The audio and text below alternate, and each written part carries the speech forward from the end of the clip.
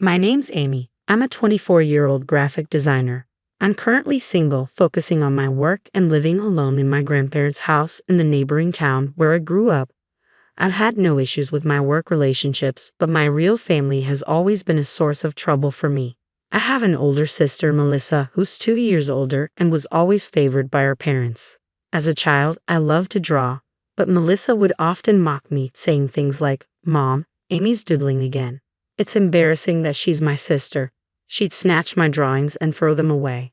My parents always sided with Melissa, nodding along to everything she said. They told me I needed to work and bring in money after finishing school, but my maternal grandparents disagreed and took me in. Thanks to them, I attended high school in a nearby town. I wanted to repay them after graduating, but they encouraged me to pursue vocational school instead. I've always loved creating original characters, so I went to graphic design school. Even as a student, I entered logo and design competitions. Some companies liked my designs, but one offered to use my original character as their mascot, which kick-started my career as a freelance designer working from my grandparents' home. My grandparents have been traveling across national parks in America for about a year, so I'm currently managing their house alone. However, Melissa keeps criticizing me, asking when I'll start contributing to the household and belittling my work as a freelancer. She's dismissive despite my efforts to explain. "I don't want them to think that my sister is like you. It's embarrassing, so don't come. I'll make sure you can't. Even if you do, I'll lend you my man. So why don't you go and experience what a date is like?" It seemed that my sister did not want me to attend. Furthermore, I was a little puzzled by my sister's last words. After thinking a bit, I told her, "Understood. I won't have anything more to do with all of you. I don't think of you as family. I'll cut off my ties, but remember, I won't be responsible for whatever happens," and hung up. As I was about to hang up, I had a feeling that my sister was sneering at my words, but I ended the call without worrying about it. The next day, since there was no more wedding I had to attend, I was enjoying my long-awaited day off. As I was barbecuing in my backyard, the intercom at my house suddenly rang. There stood my sister and parents. "Hello, wasn't today supposed to be Melissa's wedding?" I was waiting for my fiancé at the wedding venue, but no one showed up. Even when I asked the staff, they said that it had been canceled and there was no wedding scheduled, she yelled. To my sister's outcry, I calmly responded, "What does that have to do with me? Besides, I told you that I don't care what happens. I cut ties with you all yesterday. Please leave me alone." Everything started when my sister called me yesterday and told me not to attend the wedding. After hanging up the phone with my sister, our parents paid for Melissa's college and helped her get a job through connections. During college, she received a generous allowance and occasionally worked at nightclubs for extra money. In contrast, I've been working part-time since school days, gradually supporting my grandparents financially, although they insist they don't need it. Melissa looks down on me and doesn't understand my situation. Despite not being close to my family, they often criticize me without considering my circumstances. When I tried to stand up for myself, they made more hurtful remarks, so I usually keep quiet. Recently, Melissa invited me to her wedding, handed me the invitation, and bragged about her fiancé, the heir to a major company. She made condescending remarks about my life and even offered to find me a boyfriend, which I politely declined. Although my grandparents won't attend due to a cruise trip, I decided to go to the wedding after reconsidering. I confirmed my schedule and prepared to attend. But then Melissa called unexpectedly, telling me not to come to the wedding because, as she put it, it wouldn't matter if I was absent. My parents laughed along with Melissa, suggesting I fake being sick to skip the wedding.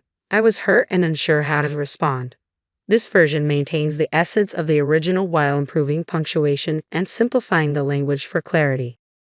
I contacted someone. It was the father of my sister's fiancé. The reason I was able to get in touch with him was that he was the president of the company I work for.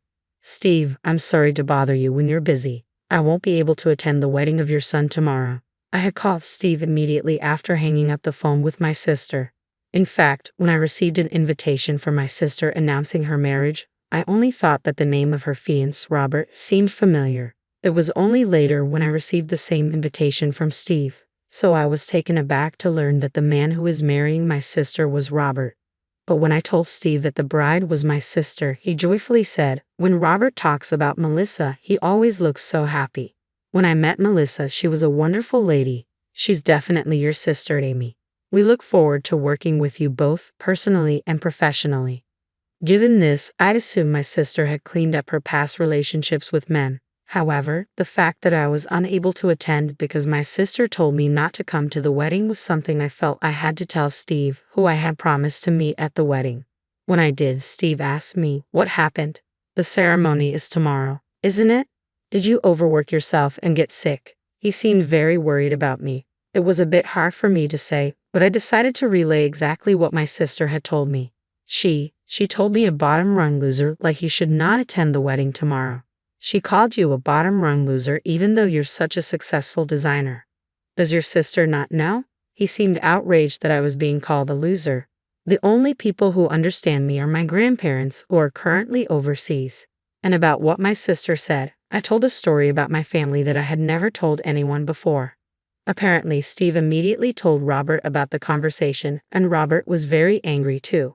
Steve's family values their kinship, thinking of their employees as family. Although I'm not an employee, they seem to value me as well because I work with them, considering me as part of the family. We don't consider people who can't cherish the family we value as our family. We're sorry, but we can't accept your family into ours, he said to me. Robert, who was nearby, said, "I'm sorry, Amy, but I'm thinking about calling off the wedding with Melissa." To his words, I said, "Robert, I have cut ties with my family, so you can do whatever you want. Also, there's something else I need to tell you," and decided to share a certain fact. "What is it, Robert?" Not knowing what he was about to be told, responded in a worried voice. Feeling apologetic, I told him what my sister had said to me after she told me to skip the wedding. My sister said she was going to lend her boyfriend to me. So I hesitate to say this, but I think my sister has had bad habits with men since the old days. I suspect that she might have another man aside from you, Robert. What? She told me she was single when we started dating, and she came on to me. He seemed a bit shocked. Steve then came on the speaker. "Amy, you said you're free tomorrow, right?" "Yes, I plan to be at home all day." "I see. Our family will not attend the wedding. We have a proposal for you." Thinking it sounded fun, I agreed. The plan was to have a barbecue at my house on the day of the wedding. So when my sister and my parents came to my house, we were in the middle of the barbecue, including Steve and Robert. As I was dealing with them at the front door, Robert, noticing the three of them had arrived, peeked at the door. "Why is Robert here? Today is supposed to be the wedding." We went to the venue and were told the wedding was canceled. None of the attendees from your side showed up, and we couldn't contact anyone, so we were worried. "Why are you here? Don't tell me you two have been." "Disgusting." My sister, upon seeing Robert, came at us all at once. There Robert sighed heavily and told my sister quietly, "You're someone who can't cherish family. We heard about your attitude and words towards Amy. You told me your sister was busy with work and couldn't see you often, but that's not the case at all." "Well, I'm ashamed that this unemployed loser is my sister. It's better for her public image to say that she's busy with work, isn't it?"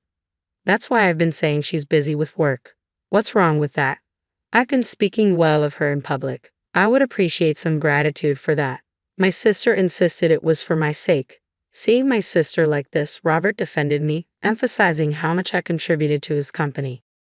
"You know, it's proof of not valuing family when you, her own sister, have no idea what kind of work Amy does. You've been calling her unemployed, but her income should be at least double yours. And your parents treated Amy the same way, right? I can't be with someone who can't value their own family. We should consider our engagement off." "What? Off? Does that mean I can't get married?" Even though Melissa seemed furious, she turned towards me with a mocking grin. "Wait, Amy's job is that amazing? I wouldn't have known unless someone told me. From now on, I promise to listen to you, Amy. Let's get along better." After Robert pointed it out, Melissa's attitude towards me changed dramatically. Whether it was due to an interest in my salary or not, my family was trying to suck up to me, but I rejected them clearly. No way. After all the humiliation and looking down upon me, it's too convenient to now say let's get along. Stop joking. No matter how much you try to flatter me, I won't help you financially. I told you yesterday I've cut ties with you as a family. Don't get involved with me anymore. If you continue to stay here, I'll call the police. If you don't want that, leave right now. The moment I mentioned police, the three of them changed color and quickly dispersed. After that, Robert and I returned to the backyard and continued enjoying our barbecue. A month later, I received a call from an unknown number. Assuming it was work-related, I decided to answer. "Hey, I got a bill from Robert. What did you say? You knew about my affair?" Before I could say hello, Melissa's shrill voice echoed in my ear. "What are you talking about all of a sudden? I've repeatedly told you not to involve me, but you still do. I don't care about your affair anymore, so please never contact me again." With that, I hung up. Later, I heard from Robert that the investigation of Melissa's affair during their engagement had finished and it seemed possible to claim compensation and cancellation fees from the venue. As Melissa had quit her job with the plan of getting married, I heard she was juggling several part-time jobs to somehow pay the compensation. She seemed to have run crying to her parents, but their income had never been great, so I don't think that they could be of much help. As someone who was spoiled until now, I hope Melissa takes responsibility for what she's done. Currently, I'm still working with Steve's company. We've been discussing the opportunity for me to create various products as an exclusive designer. I look forward to continuing to work happily with these kind of people in the future.